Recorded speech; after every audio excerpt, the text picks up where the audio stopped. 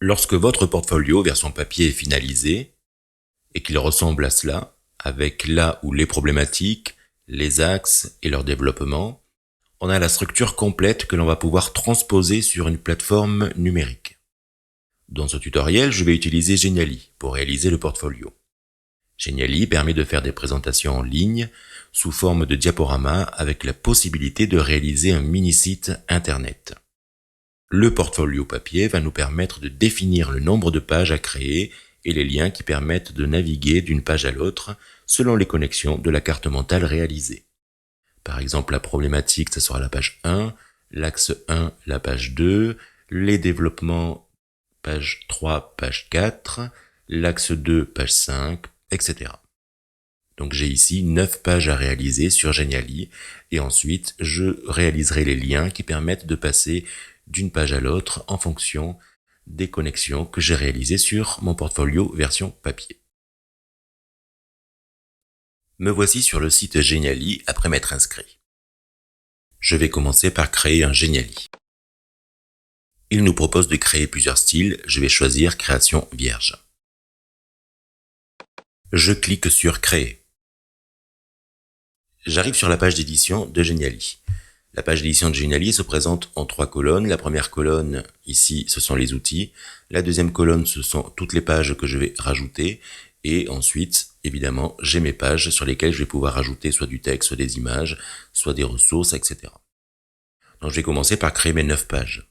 Donc ajouter une page et je choisis une page blanche.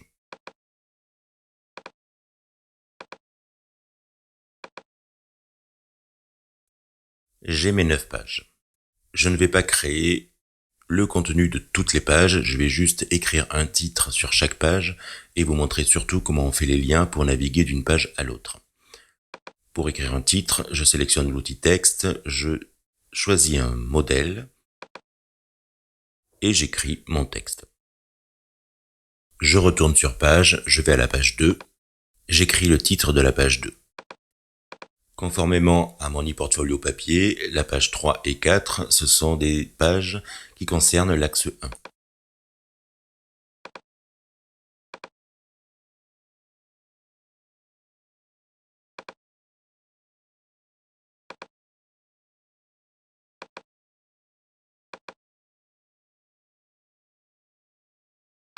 Je reviens sur ma première page.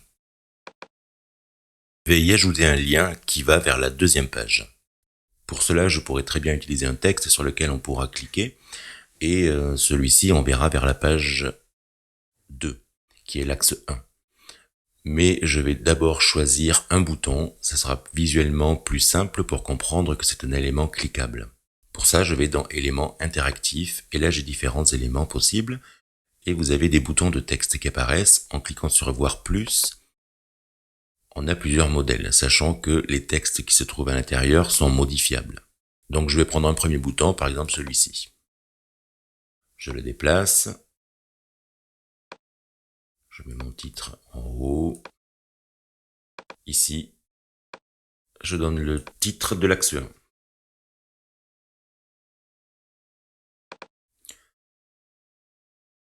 Cet élément-là, maintenant, il faut lui indiquer vers quelle page il doit pointer lorsqu'on cliquera dessus. Pour cela, c'est très simple. En cliquant dessus, j'ai ici des petites icônes.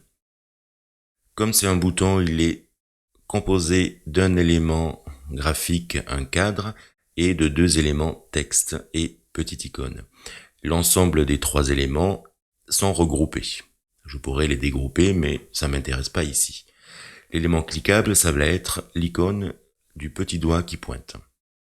Je clique dessus, et là je peux choisir soit d'ouvrir une étiquette, quand on passera la souris, une petite étiquette s'ouvrira avec des informations, soit d'ouvrir une petite fenêtre également, mais moi je vais plutôt choisir ici d'aller à la page. Et je vais lui indiquer vers quelle page le bouton doit pointer, c'est-à-dire celle-ci, la page 2. Sauvegarder. Ce qui fait que maintenant, quand je veux visualiser ce que ça donne, je vais en haut à droite cliquer sur l'œil, prévisualiser. On donne un titre, puisque c'est une première création.